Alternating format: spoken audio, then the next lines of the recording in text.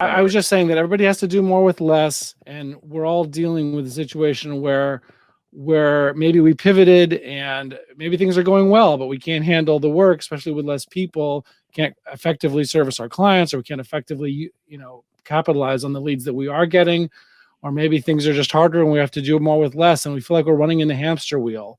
I know you're an expert on delegation. If I'm running in the hamster wheel, like what can you tell me that I could, obviously, or all of us, that we can get value from right now to get out of that?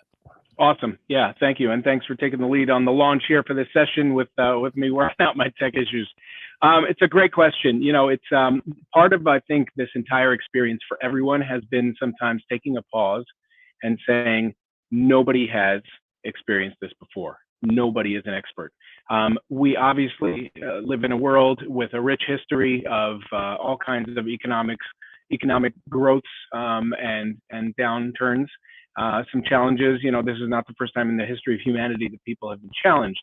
But this was so rapid, and this was so unique, and this was in a time and in an era where it took on its own unique experience that I think will be discussed for the ages. I think this is going to be in the history books.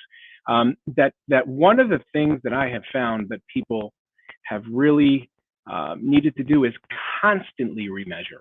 Leadership is typically a game of proactivity. It's about forecasting, it's about seeing, it's about measuring, and it's about controlling momentum. This was all about the pivot. And I'm starting to hate that word because it's just so overused, but it really was.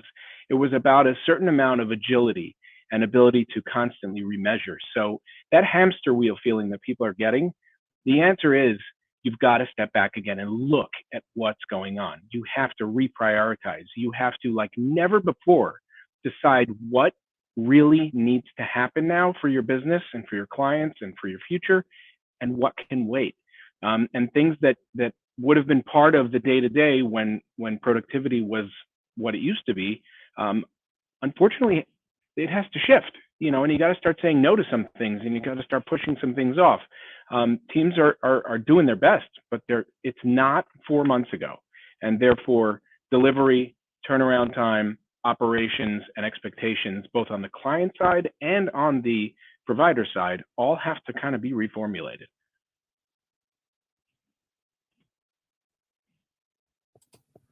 Well, I definitely hear what you're saying, and I appreciate that. And so, yeah, no, I appreciate that. And the truth is, I didn't introduce myself, so I know Avi, you had a question for me. Introduce you? Okay. Thank you. It'd be my pleasure. So for those of you that don't know Ben Wolfe, he helps business owners to get traction and focus and get what they want from their businesses, which, I'm going to interject and say is not always what happens in the entrepreneurial story. People start with a vision and a goal, but along the way, things become challenging. And the way that he helps them get that is using a simple set of tools called the Entrepreneurial Operating System, which is known as EOS. Ben has built most of the operations at healthcare startups, from pre-launch to becoming some of the largest organizations of their type in the New York State area, and I'm sure he'll describe that to us. He lives in the Woodmere area in New York and previously practiced corporate restructuring and bankruptcy law at Kramer, Levin, Naftalis, and Frankel. Sounds like a good group of Jewish boys in the New York City area. So Ben's a pro. He's been there. He's done it hands off. He's taken it out off the whiteboard and made it happen, and is mixing both science and practice to help people get what they want from their businesses. Excuse me. Yeah, I appreciate it. Thank you. Yes, I guess to get into this topic, I guess what I want to first, and this is obviously reflecting a little bit of what Ozzy was talking about before, but the only thing that we know for sure is that's going to be now is uncertainty. Nobody knows what is going to happen. New York City entered phase 1 last week. Long Island, where I live, entered phase 2 last week. Different parts of the country are all entering different phases, some further along, some less advanced in the reopening. But the truth is that nobody knows whether the pivot that they just made or that they're about to make will take off or fall flat. Nobody knows that. Nobody knows where exactly the new markets are going to go, where things are going to shake out. And anybody who speaks with certainty about what the new normal is, and so when I have a topic that has the phrase new normal in it, I don't mean to imply that I know what that's going to be. But what I'm hoping to talk about is how to set yourself up with a system that will enable you to adapt to whatever the new normal is as it adapts and as it changes day by day. So anybody who says that they know what that's exactly going to look like is either fooling themselves or lying to themselves or to you. And but here's what we do know. Here's what is certain. Regardless of the specifics of what happened and where the market shakes out and where your industry shakes out, which is that if you're loosey-goosey in your approach, quoting Mrs. Doubtfire, in your approach to cash, operations, or people you cannot rely on 100%, then it's not going to go well. It's also certain that if you want to run a tight operation, which is a necessity these days, even more than it was before when there was more to go around, you need to pick an operating system, quote unquote, for your business and stick with it. The one I've used, as Ozzy mentioned, for companies that I've built and for the clients that I have that that use it, is EOS, the Entrepreneurial Operating System. And I use the phrase operating system based on the idea that just like a computer has an operating system that kind of runs the computer, and then there's a bunch of programs in the computer. There's, in a business, there's sales, there's finance, there's operations, there's delivery of services or products to customers or clients. So those are the programs. That's Outlook and Word and Excel. But the operating system is Windows. That runs the whole computer, or Apple, or whatever, iOS. And so you need to have an operating system that is going to get you where you want to get to. So I'll give a high-level overview of EOS, again, Entrepreneurial Operating System, today, and talk about how those tools are meant to be adapted to a black swan event like the one that we've been through for the last 3 months and the one that we will be going through for many, many months in the future, as things find some sort of equilibrium and then adapt outward from there. And so I'm going to give a brief overview of that. And one of the things I want to just give a couple of preliminary things about that. One of them is that in adapting the tools of whatever operating system you use, or however it is that you run your business, there's a couple of principles that have to be kept in mind. One is that because things are changing so rapidly, things need to move faster. So if normally in normal circumstance, what we would call normal circumstances, you are reviewing your cash flow once a month, maybe that needs to be once a week now, to make sure that you're not getting into a danger zone and that you're making cuts or adaptations, that you're not going to reach a cash crunch and not going to be able to pay your vendors or your people or whatever. If you had quarterly goals, and that's typically what you do, and that's what we do in EOS, quarterly goals that we call rocks, maybe those need to be monthly goals, maybe bi-monthly goals, but they need to be more frequent so you can do the big things that you need to do to adapt to the ever-changing circumstances, and then adapt again when those circumstances change again. And if you had weekly accountability meetings to see where everybody's doing, and that things are being executed properly, and maybe those weekly meetings need to be daily meetings, daily huddles. But everything just needs to be more frequent. So that was the first preliminary remark I made before I introduced, the EOS model. The second thing I wanted to say is that some people participating in this session right now may be solopreneurs or have just one or two people in their business. So I'm going to be using language when I talk about EOS that's going to kind of presume that there's a leadership team or there are multiple people or teams in the company. And so I just want you to have in mind, if you have a smaller business like I do with Wolfe's Edge Consulting, or again, helping companies, execute on their businesses better. But my business is kind of 1.5 people. It's me and an assistant. So it's very much similar to my own business to a solopreneurship. And I use EOS. I use these same tools in this. So I will just ask you, if you have a solopreneur or a small business with just a couple of people in it, I would ask you to have in mind when we describe the system to say, how would that apply to me in my situation with my type of company? And so I would encourage you to do that. And obviously people can look at my website, wolfsedgeconsulting.com. That's Wolfe's with an S, wolfsedgeconsulting.com and be in touch with me if there's any questions about this afterwards. I'm happy to answer any questions about how it would apply to a solopreneurship or whatnot. But it's something that I adapt to my business as well, and I find very effective in using the tools that I'm going to describe in a second. So with that, I just want to say that if there's one thing that I hope people will get out of this part of the conversation, it's that to execute successfully, again, you've got to pick an operating system, quote unquote, for your business that will get you clear on who you are, what your culture is all about, what your real values are, where exactly you want your business to go, and how you want to get there. And then it should give you tools that is going to get you the traction to actually execute on that vision with discipline and accountability. And if you do that, and you actually execute on that operating system, then you will succeed and you will achieve your dream. And actually, Ozzy's comment reminded me that I have a poll that I want to that I'm going to launch now for everybody to answer here to give us an idea of what the main thing is that's on your mind, and maybe we can address that once we see the results. We can answer that. I would also encourage people, for both Ozzy and myself, to put your questions in the chat box, and if there are questions there before the end, then we will try to get to them at the end. So with that, I'm going to share my screen for a minute, and with that, I'm going to share my screen for a minute and show you guys and gals something, which is this EOS model. So basically, what I would say is that the EOS model is based on the idea that you in your business of whatever size and whatever industry are dealing with 134 things all the time that you're wrestling with and juggling and putting out fires and whatnot. And and what we find is that really your business breaks down into 6 key components, which are represented by the 6 segments of this diagram in the EOS model that you see in the screen share.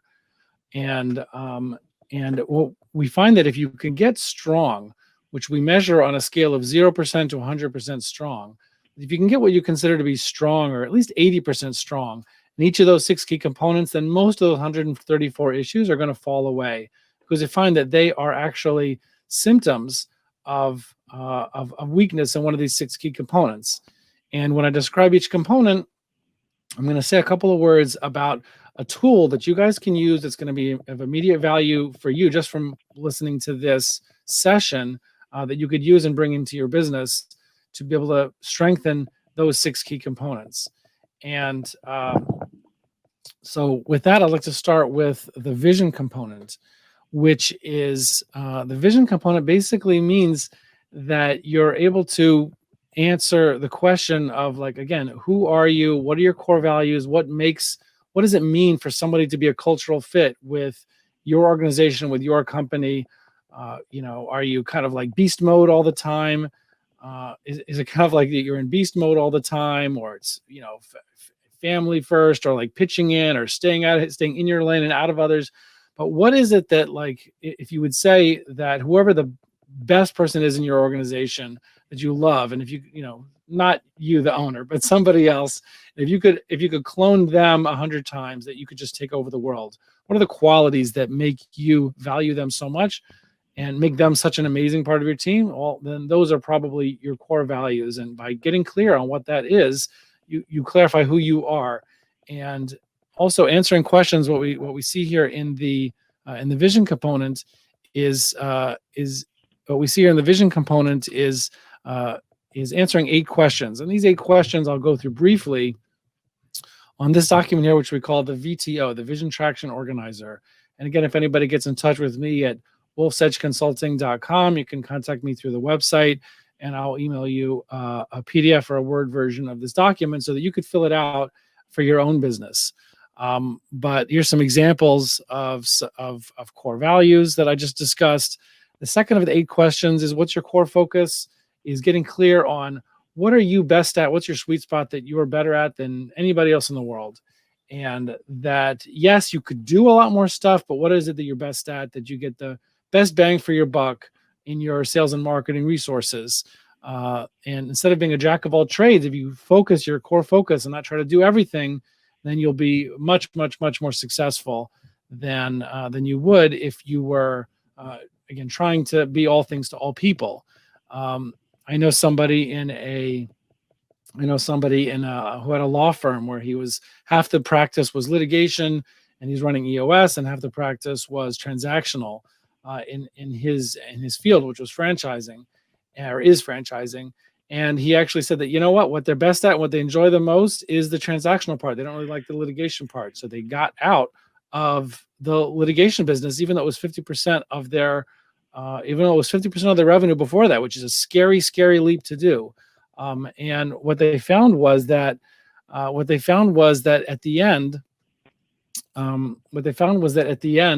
of 1 year, they were 150% of the number of clients they had before, and I believe 125% of the revenue of what they were before, even though they gave up the line of business that was 50% of their revenue before that. And that was because they focused on what they were best at in the world because of their, using these EOS tools. And then they went to the moon. They were much more successful and much happier, and enjoying what they did as well.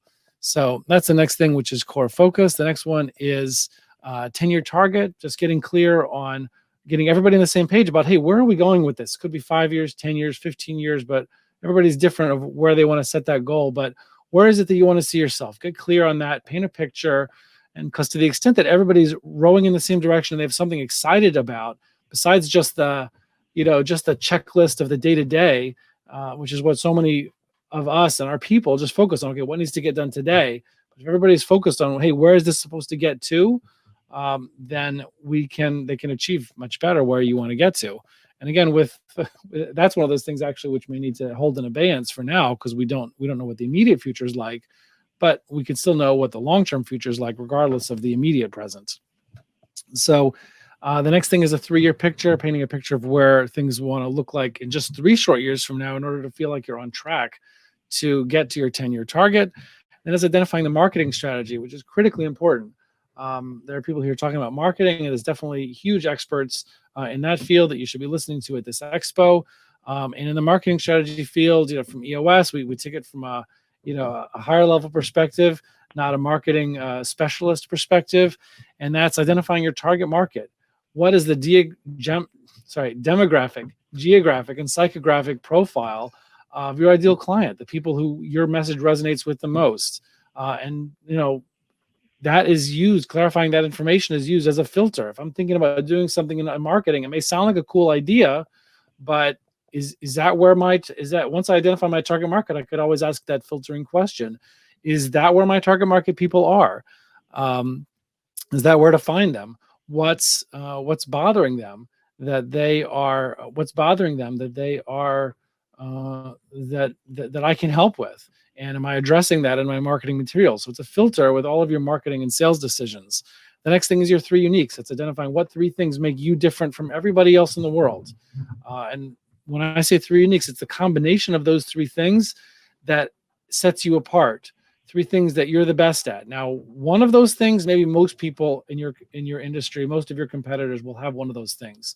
2 of those things together in combination, maybe only a handful will have.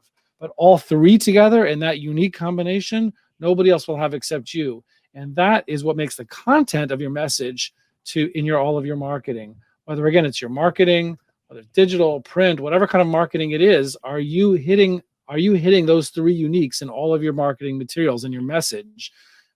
If I'm doing sales, if I have salespeople, am I hitting this message in every sales call and every demo and every pitch call, whatever it is? Am I using this in my sales process? And even with my current customers, am I always selling to my current customers and my current clients, and make sure that I'm emphasizing this to them so that they'll want to continue working with me? So that is the marketing strategy. There's also a proven process, which is a document that can show graphically what the customer journey is going to look like, that they're going to have from the time they first contact you in whatever method that is, until they're a long-time satisfied client or customer. That's the proven process. And when you have a simple graphical description of that proven process, it makes people feel more comfortable. Like, oh, you've thought this out. You're not just doing it ad hoc with all of your clients or customers, but this is something you've thought through. It's a proven process. This works with lots of people, and that's the message that it sends when you have a proven process. And a guarantee is some pledge or promise that takes whatever to be the greatest hesitation that is in the minds of your clients or customers, or people you want to be your clients or customers, or people that you want to be your clients or customers. What's the biggest thing that's holding them back? And then make some pledge or promise that can reduce that fear and increase the chances of the sale. And so I would want to then talk about the next 3 of the 8 questions, which is, where do you need to be 1 year from now? What are your revenue, your profit, your measurables? What are the main goals that you need to have achieved by the end of the year in order to feel that you are on track for your 3-year target and for your 10-year target, or whatever number that longer term target is? That's your 1 year plan. And we say that there's 3 to 7 goals for the year, even though you may want to put 27 goals for the year. When you have 27 goals for the year, really you have no goals for the year, because it's impossible to truly focus on that many things. And you're going to find frustration is what you're going to find. The next piece is when you really get down to traction, when you really get down to where the rubber hits the road, and that is the rocks question, which is this quarter. If I want to be where I want to get at the end of the year, what do I need to have done by this quarter in order to be on track for that? And again, that's just 3 to 7.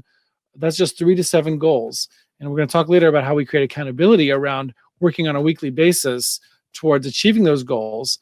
But that's the critical question to answer: is what do I need to get done this quarter?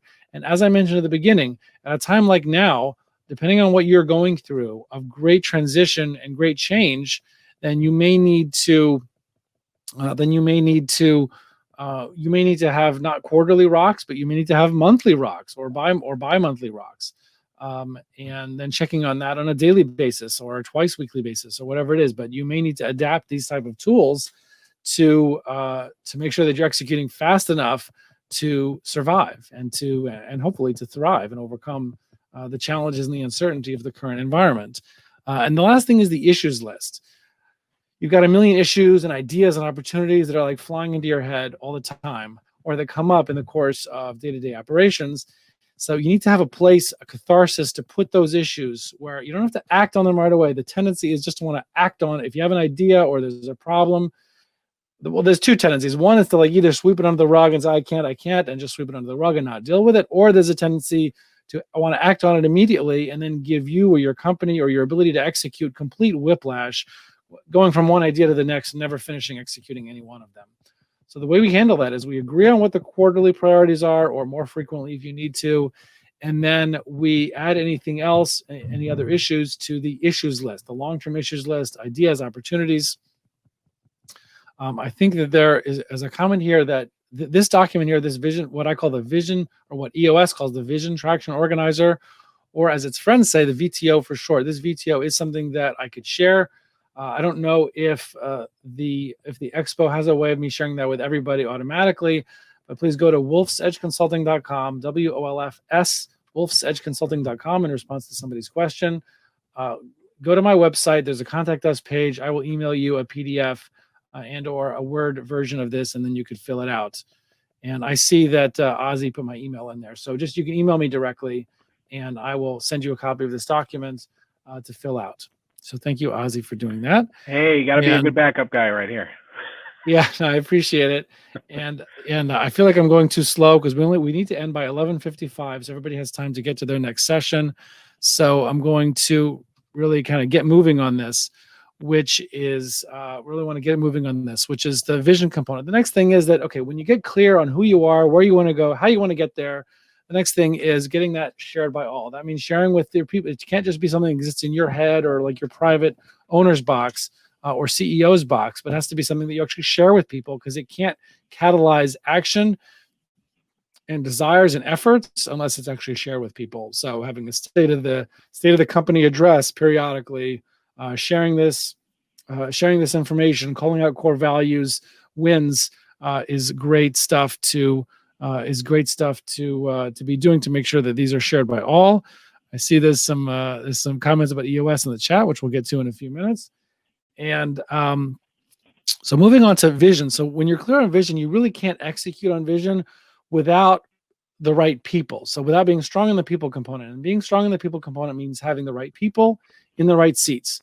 This is one thing I alluded to earlier when I was talking about people you can't 100% rely on, that's just not going to work. And having people you can rely on means two things. It means having the right people, which means having people that match your core values, fit your culture like a glove, fit you as the owner like a glove. And the second thing is that they're in the right seats, meaning that they GWC, they get, want, and have the capacity to do whatever their substantive job is. And if they can't do that successfully, you give them support, and they can't execute effectively, then they may be the right person. They may be a great person. They may be your sister, brother-in-law. And obviously that's a whole another can of worms, how to handle those situations when it's family members that are not the right people in the company, or close friends. But that is an issue. And if you're in a for-profit business, I would just urge you that if you have one of the two types of people issues, which are, to take action. And those two types of issues are right people, but not right seat, meaning it's a right person, but they are not able to execute effectively. They're not able to do so reliably. You always have to recheck everything they do. You can't get comfortable. It's not scalable. It's not going to work. It reduces the morale of other people in the company when somebody is not pulling their share, and you have to create all kinds of right hand scratching the left ear types of processes to counteract people's weaknesses in their ability to do their job. And that's just not going to work if you have a for-profit business, even if there's family or personal reasons why you want to keep that person around. It's ultimately going to hurt you in the long term. So I urge you to make a change. What's interesting about that, Ben, is that in every case that I've seen it finally get resolved, there's equal relief on the employee side. That same sense of loyalty that the business owner is feeling, that, I can't make a move on this person because of X, Y, or Z, is the same reason that person is not speaking up about being misaligned with the position. And there's this immediate, thank you, yes, I'm in the wrong position, or yes, I'll go find something else. Everyone's kind of sticking to loyalty and totally getting off track. Yeah, no, that's totally true. And very often people, they may have a secret relief, and even if they have to leave, but if they're not executing effectively, they're probably not really happy either. And so they'll be able to be happier. They may go through a period of difficulty. It's going to be hard in the short term, but it's going to be hard in the short term. But in the long term, it's going to be better off for that person and for yourself. So the other type of people issue is we have is that you have the wrong person, right seat, which means somebody who's really good at their job. Maybe they're like a top salesperson, but they're backstabbing other people, or they just don't work well with you, and they're just not a good cultural fit. And again, that's going to be poison over the long term. And just urge you to make a change. And those are really hard too, in a different way, because they bring in so much revenue, or they're so productive, they do so much. But sometimes it takes months to prepare to make a move like that. Sometimes you have to hire one or two people and get them trained before you can make that move, so that you'll be able to do so without suffering the loss of that person, and it won't be devastating to your business. But it's critical. If you have the right people in the right seats and you're all aligned on the vision, then you're going to do great things. And the third segment here of the model in the top right corner, which is your data component. You have to be reviewing data on a weekly basis that is giving you real-time ideas, leading indicator data. When I say data, I'm talking not just about financial data, which is usually backward-looking, and it's kind of like, well, it's too late to do anything about that, but forward-looking data. Like if I know this past 7 days, how many sales calls were made, how many demos were done, and if I could say okay, how many leads came in, how many widgets were produced, what was the quality rating this past week on the widgets that were produced, or on the service deliveries, or the services that were rendered on a delivery type of service. This is every kind of business. Whatever those data points are, they're going to be a leading indicator of where you're going to go in the future. Because if you're not delivering service with enough quantity or quality, that's going to affect your ability to keep those clients and those customers, or to have them give you referrals. If you're not getting enough sales, you have to know how many leads coming in you need to get based on whatever your conversion rate is. You have to know what your conversion rate is or figure that out. And, that's a leading indicator of where your sales are going to be next month, the month after that, or 2 years from now, depending on how long your sales cycle is. But those are going to be the leading indicators that are telling you whether you're on or off track. So reviewing your data every week and seeing whether you're on or off track to reaching your quarterly goal, your yearly goal, your 3-year, your 10-year, and seeing where you are, if you're on track or off track. And then immediately what you're going to find is that if you have the right people that you can count on and who are able to execute at their jobs effectively on a regular basis, and you're all together aligned on where you want this to go, and you're all reviewing data on a regular basis, on a weekly basis at least, that is telling you whether you're on or off track towards achieving those goals, then you are going to constantly find problems. You're going to constantly find issues, which is where we get to the bottom left-hand component, which is that these issues are always going to come up. And again, like I mentioned at the beginning, you have the choice we have 15 minutes left, so you have the choice on a time check to, you have a choice between putting those issues under the rug and shoving them under the rug, wrapping them up in duct tape and just not dealing with it, which again, if you're underwater and there's always fires going on, that can be very tempting. Or there is, or there's a tendency, the truth is that's what people are mostly doing, is they're just putting things under the rug. So if a company is going to be successful, they have to be good. Their success is going to be in proportion to their ability to solve issues effectively. So the tool that I teach people in which they use at their weekly meeting, that weekly meeting is referenced at the bottom of the model where it says meetings.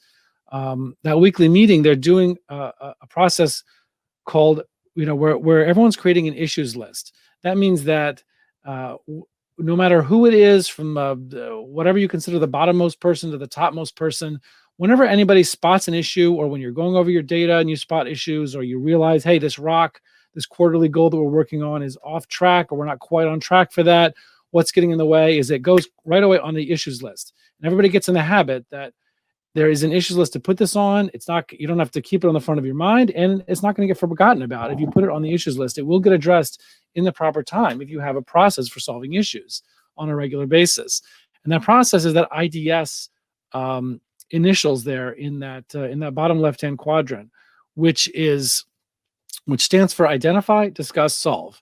So this is the discipline that I teach people to use in their weekly meetings, is to IDS their issues. Identify, discuss, solve. Identify means don't just jump to the solution. Don't just say like, oh, sales are down. Well, let's work on the salespeople, or let's work on the salesperson. Let's get another incentive, or another training, or another, or a disciplinary action, or whatever.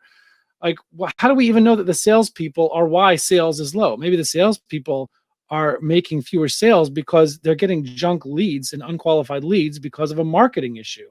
Maybe you as the owner are in charge of marketing, or somebody else is in charge of marketing, and you should be dealing with a marketing issue. Maybe more information is needed to know what the underlying issue is. So the solution to this issue may not have to do with sales. It may have to do with investigating or looking at data and then coming back the next week and addressing it then. But the point is that you have to identify the root cause of the issue, because very often the issue that's brought up is only a symptom rather than the underlying cause of the problem. The next point is discuss, which means everybody in the room, whoever that is, discusses the issue and says their point once. Saying their point more than once, we say, is politicking. Everybody says their point once. Once it starts to get repetitive, that's the signal, that's the trigger that we need to move on to the discussion phase. Okay, what are the one or multiple potential solutions that we have? What does a solution look like? That means that you take somebody in the room and you say, okay, what is something that could be done within the next 7 days that is an action item towards the solution to this issue? So if the solution is, is that, let's say that example I gave before, sales are low. Well, is it because of marketing or is it because of sales? So maybe the to-do is that somebody in the room is going to go get certain data and deliver that by the time of the next meeting. But something that could be done within 7 days so that we can create accountability at the next meeting of, was my to-do done or not done? And then once I set that to-do, I mark the issue as solved and move on to the next issue. And I'll speak a drop more about that when I get into the meeting component.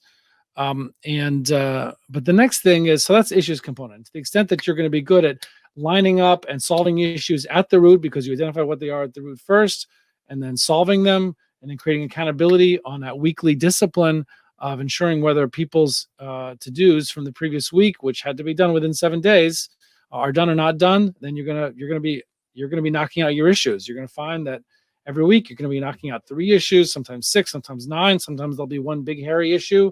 That's all you're working on for one day, and that could be a very effective meeting. So that's the issues component. And I would just say one other thing about that, which is that sometimes the solution is something that takes multiple weeks. It can't be done within 7 days. So the way you handle that and still create accountability at the next week is that you break down and say, okay, well, what's the first step of that solution that can be done within the next week? And then you make the person accountable to report on that for the following week. And then just based on their own accountability towards our job, they're going to continue, obviously, after that with whatever the subsequent steps are. But that's how you would handle that. The next key component of the business to get strong on is your process component. And I would say along with people issues, process issues are the next biggest areas of weakness that cause the most trouble for people, which is having unreliable processes, everybody doing things ad hoc in their own way every time. It's always different. And I know Ozzy here also, I know he assists people with creating workflows, and if, to the extent you're using his company or he helps with consulting services as well. So we can help you in kind of identifying what are your processes, making that line up. And there's 2 elements to the process component I would say here, which is that they have to be documented and they have to be followed by all. So documented means, again, it can't just be in your head and something that everybody's trained on, but it has to be clear. And the approach we take, and I teach people with process documentation, is just to take an 80-20 approach. You take the 20% of the steps involved in the process that get you 80% of the results, most of the results for that process, and you just document those 20% of the steps. Because if you go beyond that and you try to get down to every little detail, then what's going to happen is you end up with a 700-page SOP manual that is just going to sit on the shelf gathering dust and no one's going to use. So these are like 2 to 5 page max process documents that make it clear what's the right way, what's the best way, what's the best practice for this core process. Core processes are things like what's your sales process, what's your marketing process. In your operations processes, there may be 1, 2, or 3 processes of how you deliver the service to your clients or customers, how you create your product and deliver your product to your clients or customers. And then there could be a finance process, how you collect and track the money that's going into your organization and pay your bills. Maybe an admin process for some administrative or internal things, an HR process of how you onboard and hire and train and offboard employees. So you take those 6 to 10 core processes, document them in those 80-20, just 20% of the steps that get you 80% of the result, high level entrepreneurial type process documentation. And then the next step is ensuring that you have a system set up that those processes that you've set up are followed by all, that they are actually being followed, because they're not much good if people are not being measured and managed, and that there's data in their department, or that there's data at the company level, which is tracking how well they're actually executing on the process that was set up. So that is the process component. And I'm just telling you, business is so much more fun when you have good processes. I mean, it's a lot of work on the front end to set it up, but there's so much stress that you're dealing with all the time by having unreliable processes that are just, you have to look over things, or have everybody look, have 2 people look over everything that somebody else is doing. It's just stressful. It's not scalable. It's not fun. You start to dread having new clients sometimes. I mean, not everybody has this issue, but you sometimes dread, I can't handle anybody else. I can't do any more marketing because I don't have a good process. I can't handle it. I'm already working 80 hours a week. So having good processes, it's a lot of work up front, but once you get going and people get back, people get back, or they get into good habits, or sometimes get rid of people who don't have the GWC, don't have the get it, want it capacity to follow those processes. But once you get past that pain at the beginning, it's so much more fun, so much more scalable, and so much more profitable. So that's what I would say about processes. And the last thing is traction. At the bottom of the wheel that you see in front of you is the traction component, which is this idea that where even good companies and talented people fail, or they don't reach their potential, is in their traction, their execution, which is where I get to. I'll just see here. Which is where I get to the going to end that poll and release that. But what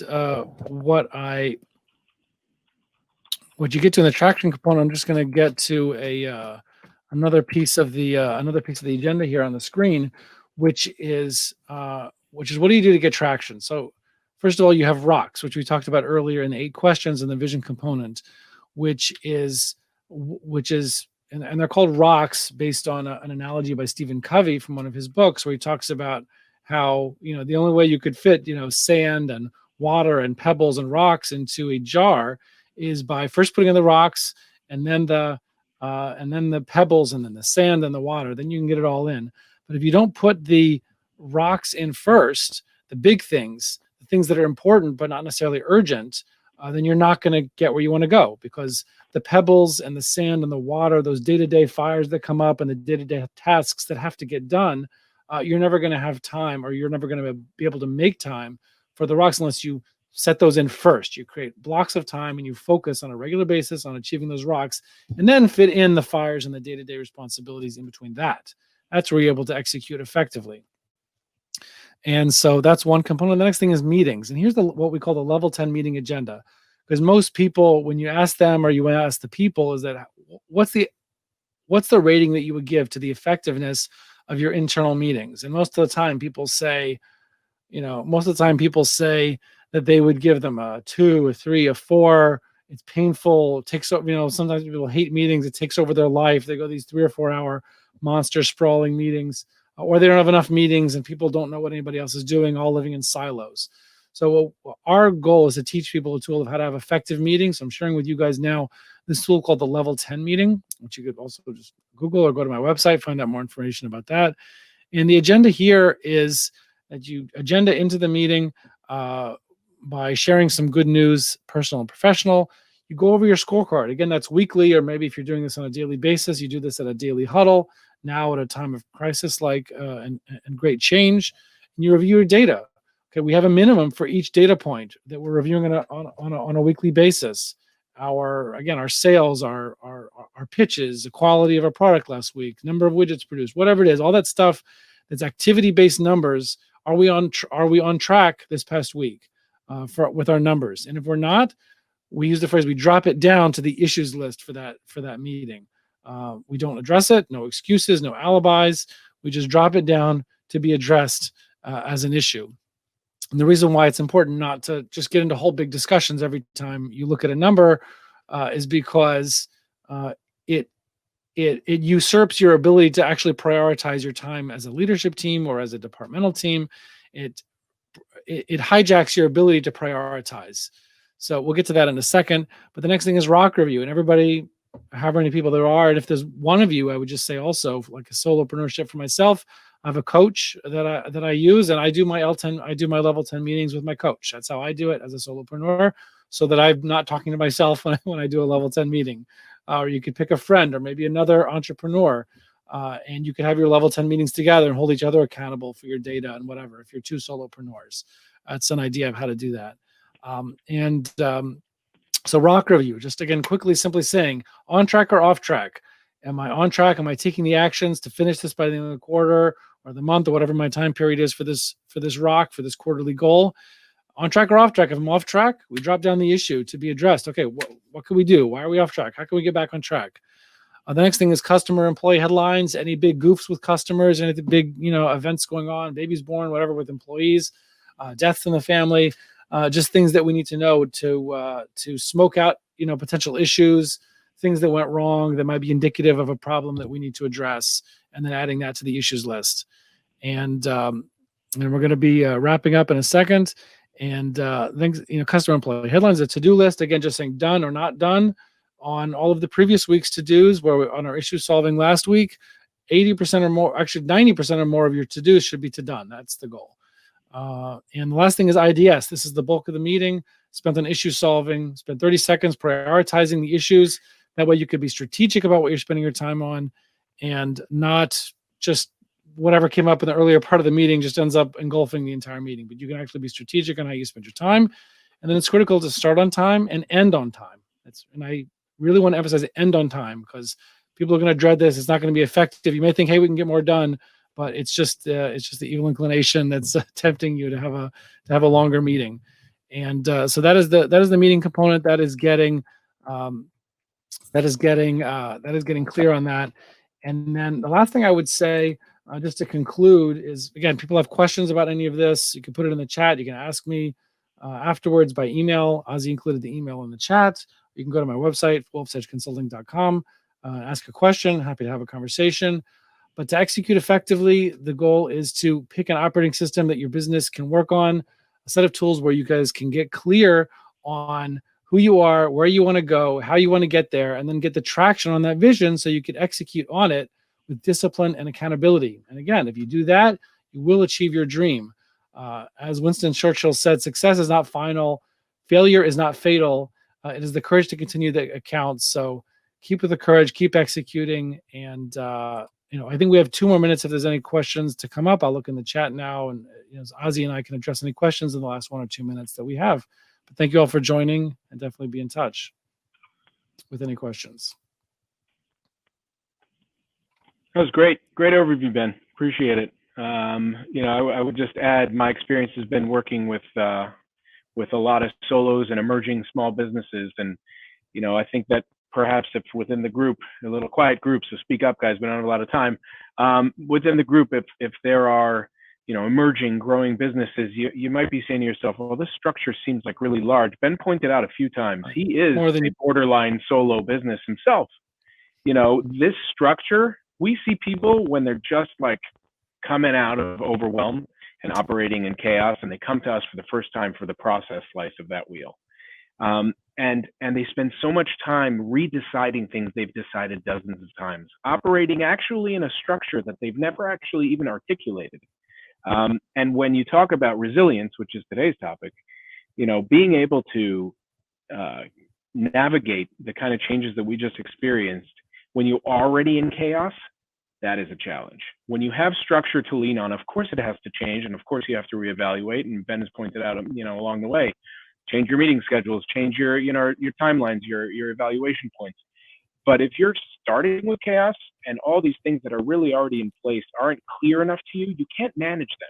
If you can't measure it, you can't manage it, and you just don't have the tools to pivot and survive and really adapt to the conditions. So, I love this. My biggest message to add to all the great information that Ben provided is, don't think you're too small for this. This is the time to implement these things when you're small, if you're just emerging, because that's what gives you a real foundation to build on. If you wait until you have 15 employees and you start trying to do this, you're going to do it in a much more expensive and difficult way, and lose a lot of opportunity along the way. So now, even by yourself, structure is the key to growth. Structure is the key to sales. Structure is the key to customer service. Yeah, thank you, Ozzy. And obviously people can reach out to him and Remsource with regard to, if they need any administrative support, process support, consulting with process, or accounting and bookkeeping. Be in touch with me if there's any questions. And we are out of time, so we're going to end the broadcast now. But thank you very much, everybody, for joining us. I see we had over 30 people joining this breakout session. So if it was real life, it would have been a nice crowded room. Yeah. And look forward to getting back to normal with everybody, and execute well. Thanks, everybody. Bye. Virtual high fives. Have a good day, everyone.